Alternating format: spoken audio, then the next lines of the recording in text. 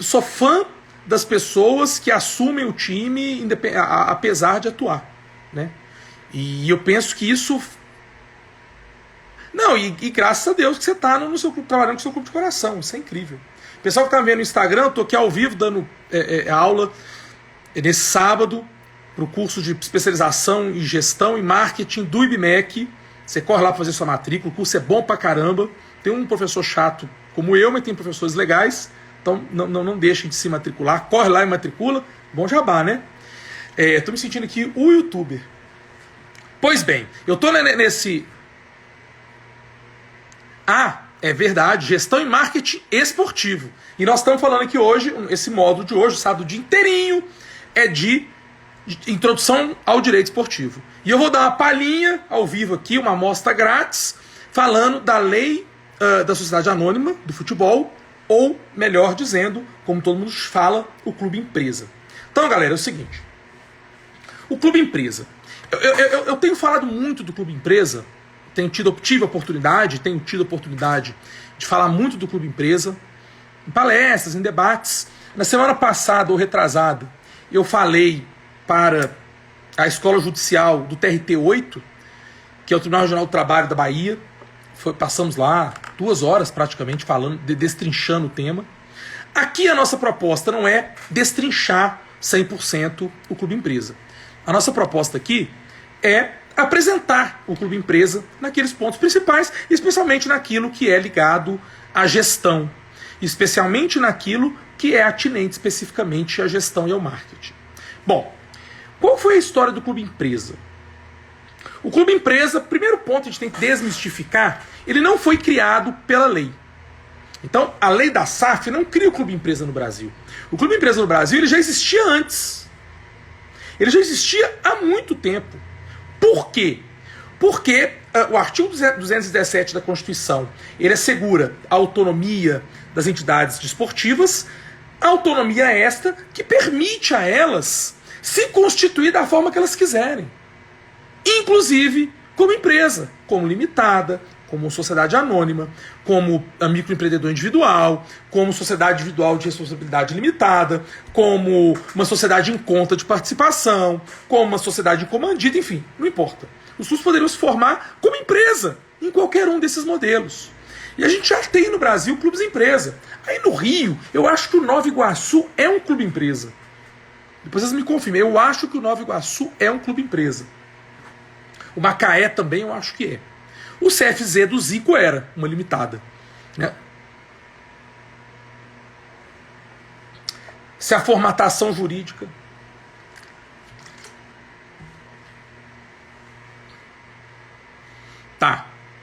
pode ser que seja um clube de empresário constituído como associação, mas eu tenho quase certeza que é uma limitada. O CFZ do Zico, que era um projeto muito legal, chegaram a ter um clube no Distrito Federal, chegou a disputar título no Distrito Federal, no Rio. Eles acabaram nunca conseguindo ascender a primeira divisão do Campeonato Carioca, e aí o projeto acabou enfraquecendo, sendo esvaziado, e acabou caindo no esquecimento. Mas antes da lei da SAF já existia um clube empresa. Existem clubes que jogam hoje que são clube empresa. O Cuiabá, o Bragantino, o Figueirense, que é um modelo que deu errado, tem recuperação judicial. Então já existia. A SAF não cria o clube empresa. O que a SAF cria então? A SAF cria um modelo empresarial de sociedade anônima específico para o futebol. Por isso que é SAF, Sociedade Anônima do Futebol. E traz ali, a gente falava mais cedo sobre lex specialis, a lei especial, uma lei especial, uma lei específica para as entidades de prática desportiva do futebol. Então, é só para o futebol. Não vale para o vôlei, não vale para o basquete, não vale para nada, vale só para o futebol. O artigo 2º da lei, ele indica ali, ele aponta ali os objetos sociais que a SAF pode ter. Então, pode ser uma entidade que joga futebol, de prática, pode ser uma entidade que trabalha com formação de atletas de futebol, tem lá a previsão. Então, o artigo 2º traz, salvo engano, 9 objetos sociais que podem compor ali o estatuto da SAF. A SAF ela pode ser criada de 3 formas. Está lá no artigo 4º, salvo o melhor juízo. Forma número 1. Por cisão. Como assim, Gustavo? A cisão ocorre quando eu tenho um clube, é o que o Cruzeiro está fazendo. Eu tenho um clube com CNPJ X. Ele resolve dividir, cisão, dividir o futebol do resto das atividades sociais. As atividades sociais que não são do futebol ficam com o clube, CNPJ velho. As atividades que são do futebol vão para a Sociedade Anônima do Futebol, CNPJ novo. Cisão. A segunda forma é a transformação. Eu tenho um clube, que é um clube associativo, e ele vira SAF. Mantém o CNPJ.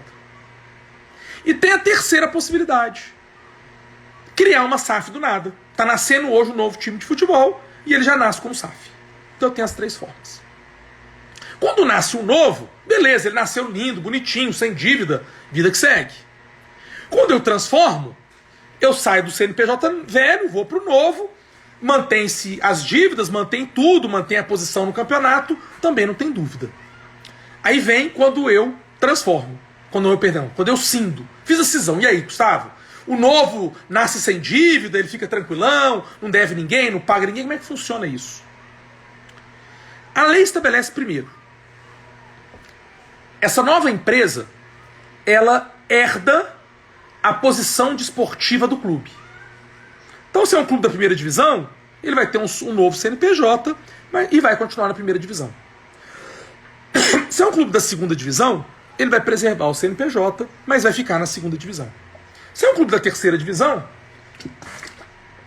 ele vai preservar o CNPJ, mas vai ficar na terceira divisão. Ok? Gustavo, e as dívidas? Tudo que for ligado ao futebol, transfere para a SAF. Todas as dívidas ligadas ao futebol e todos os contratos de trabalho. Então tem um contrato de trabalho lá do Cruzeiro com o Sobis, com o Fábio. Esses contratos vão ser todos transferidos para a Sociedade Anônima do Futebol. Todos eles. Gustavo, como é que eu pago a dívida? Aí vem o pulo do gato. A lei estabelece, acho que é o artigo 9º, se eu tiver alguma impropriedade nos artigos, vocês me perdoem, mas se salvo engano é o artigo 9º. O artigo 9º estabelece que os pagamentos dos débitos podem ser feitos por meio de um ato de execução concentrado. O que é isso? Eu junto todas as execuções existentes, trabalhistas, junto todas as execuções existentes, cíveis, faço um requerimento ao presidente do respectivo tribunal. Então eu faço requerimento ao presidente do TRT, da onde o clube é sediado, faço requerimento ao presidente do TJ, de onde o clube é sediado. Esse presidente, ele deferindo o processamento, ele manda parar todas as execuções, concentra todas num único juízo, e o clube começa a pagar com 20% do seu faturamento. Então, todos os meses, essa SAF, ela vai pegar 20% do seu faturamento, depositar em juízo, e esse valor vai ser dividido de maneira proporcional aos seus credores. Gustavo, é só isso? Não. 50% do lucro, no final do exercício, também será direcionado para esse fundo de credores e será, portanto, utilizado também para o pagamento dos credores. Isso vai valer por 6 anos. Se chegar em 6 anos, quitar ou quitar antes, coisa linda, matou a dívida, a vida que segue. Se chegar nesses 6 anos, pagar menos de 60%, esse ato de execução cai e as execuções voltam a correr. Se chegar nesses 6 anos e pagar 60% ou mais, eu posso prorrogar por mais 4 anos. E aí eu reduzo o pagamento mensal de 20% para 10%. Gustavo, qual que é a vantagem disso? Vamos falar em gestão, né? Imagina você gerir um clube, ou uma empresa, ou uma entidade, estando suscetível a ter bloqueio judicial a todo tempo. O Vasco passou por isso. A ter as suas contas todas bloqueadas, cara. Tudo que entra está bloqueado. Você não tem dinheiro para, você não pode girar a conta bancária. Como é que você gere? Com o ato concentrado, você suspende todas as execuções. E você deixa aquilo que a gente conversou no início também, contabilmente, você deixa de ser inadimplente. Você tem valores a vencer e que você está a pagar mensalmente. Você deixa de ser um devedor. Você zera a sua vida. Você limpa a sua vida e começa a pagar de novo. Gustavo, é fácil aprovar isso? Mais ou menos. No seu pedido, você vai ter que convencer o presidente do tribunal e demonstrar para ele, em números, que esse 20% vai dar para pagar. Você vai fazer uma projeção de faturamento e mostrar, olha, eu devo, sei lá, 1 bi, com esse 20% aqui todo mês eu vou conseguir pagar. Essa é a grande vantagem. Aí vem um ponto ruim. Do seu orçamento, você já começa o ano, o mês, com 20% dele comprometido. Então isso acaba sendo problemático, porque você já vai começar o mês pagando 20%, você vai ter que viver e fazer tudo com 80%. Mas, se o clube, e na verdade a empresa estiver organizada direitinho, estiver bonitinha, tem tudo para funcionar.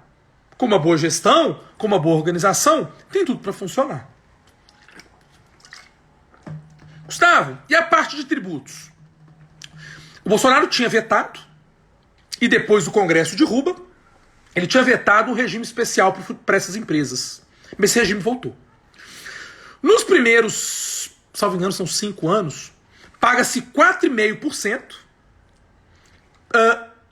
Porque vale dizer, né, que as associações não têm imposto sobre lucro, porque elas não têm lucro. Não tem imposto sobre renda, porque elas não têm renda. As empresas têm. Então a SAF, ela vai ter um regime especial que ela vai pagar nos primeiros 5 anos 4,5% da sua receita. Passado-se... da sua receita menos dinheiro oriundo de transação de atleta. Menos direito econômico. O direito econômico entra limpo, sem imposto. Passados 5 anos, esse 4,5% é ao contrário, né? Você paga 5,5% nos primeiros 5 anos e o econômico entra limpo. 5,5% nos primeiros 5 anos, o direito econômico entra limpo. Passados 5 anos, cai para 4,5%, taxa 1%, mas o direito econômico passa a ser tributado também. Então, primeiros 5 anos, 5,5%, mas não tributa direito econômico. Passados 5 anos, 4,5%, mas tributa direito econômico. É uma maneira do clube poder fazer a transição. E outra coisa, gente. Como a transição para clube empresa não é obrigatória, eu preciso criar um incentivo. Eu preciso criar um estímulo. É necessário fazer isso. E o grande ponto, eu já te ouço, Denis, o grande ponto que me chama muita atenção é que a lei bem utilizada, ela pode ajudar os clubes a captar recursos. No caso da cisão, o clube originário, ele é obrigado a ficar com pelo menos 10% das ações. São chamadas ações ordinárias de classe A. Eles podem comercializar no mercado 90%. Ou no mercado aberto, bolsa de valores, ou no mercado fechado. Escolher para quem vai vender. O Cruzeiro optou pelo mercado fechado. Só que o Cruzeiro optou por ficar com 51%. Então o controle do Cruzeiro vai continuar com os dirigentes que lá estão. Outra coisa, isso foi muito legal que o legislador pensou, ainda que o clube comercialize 90% das ações, algumas matérias dependem da aprovação desses 10%. Quais são? Mudar de sede, mudar as cores, mudar o escudo, mudar o hino, mudar o mascote, que foi uma forma do legislador preservar a tradição. Né? Vamos imaginar uma situação hipotética aí, vem um cara de fora e resolve tirar o Cruzeiro de Belo Horizonte e levar o Cruzeiro para outro lugar. Resolve fazer o Cruzeiro deixar de ser azul e branco e o Cruzeiro virar preto e branco. Poxa. A identidade. O Bragantino, bem lembrado, o Bragantino acabou perdendo, de certa forma, a identidade, né? Porque manteve ali durante o tempo preto e branco, mas a camisa ela está cada vez mais próxima do Leipzig, do Salzburg, do New York, está cada vez mais próxima. Mas ali houve, de certa forma, uma concordância do clube. Porque a Red Bull também, ela chegou, botou dinheiro e tal, ela tinha ali naturalmente algumas exigências, ela tinha ali naturalmente algumas coisas em que ela exigia como contrapartida também para enfiar a grana no Bragantino. E eu tenho certeza que ninguém se arrependeu. O Renato está perguntando, não, esses 10% não pode ser vendido, esses 10% tem que ficar para o clube para sempre. Essas ações ordinárias de classe A, pelo menos 10% tem que ficar para o clube. Elas não podem sair do clube nunca. E só para encerrar, antes de passar a palavra para o Denis, os clubes podem criar debêntures. O que são debêntures? São títulos emitidos e lançados ao mercado com um rendimento ou um retorno pré-fixado ou variável e que podem ser vendidos aos torcedores e resgatáveis daqui a um tempo. Então imagina um Cruzeiro que tem 9 milhões de torcedores vendendo 9 milhões de debêntures a R$100 cada uma. Dá o quê? 900 milhões de reais. Poxa, quase um bi. Ajuda o Cruzeiro a arrumar a casa. Ah, você não vai ter que devolver? Vai. Daqui a mais de 2 anos, de forma... com uma correção muito menor do que empréstimo bancário. Poxa, com um bi na mão, você arruma a casa e toca a vida. Então essa história da debênture é muito boa. A reflexão que eu faço, eu vou encerrar aqui no Instagram, a reflexão que eu faço é: qual o diferencial que o clube empresa, a SAF, pode trazer ao futebol brasileiro que faça com que um sheik árabe, um grande investidor, não coloque dinheiro na Espanha, em Portugal, no Newcastle e venha botar aqui no Brasil? Cara, nós temos aqui no Brasil... Não, debênture ficou, Alexander. Nós temos aqui no Brasil instabilidade política, instabilidade econômica, alguma instabilidade judicial, a de se ver as decisões trabalhistas. Nós temos um calendário louco, em que ano que vem vai acabar uma semana da Copa do Mundo. Porra, o que vai fazer o cara, ao invés de colocar o seu dinheiro em Portugal, na Espanha, em euro, moeda que não desvaloriza, o campeonato que vai acabar 3 meses antes da Copa do Mundo? O que vai fazer ele botar o dinheiro aqui e não lá? Então essa é a grande reflexão. Com isso, eu deixo um beijo para vocês no Instagram, compartilhe esse vídeo e se matricule no IBMEC, no curso de especialização em gestão e marketing esportivo. Ok? Beijo para vocês. Voltamos aqui. Até a próxima. Tchau, tchau.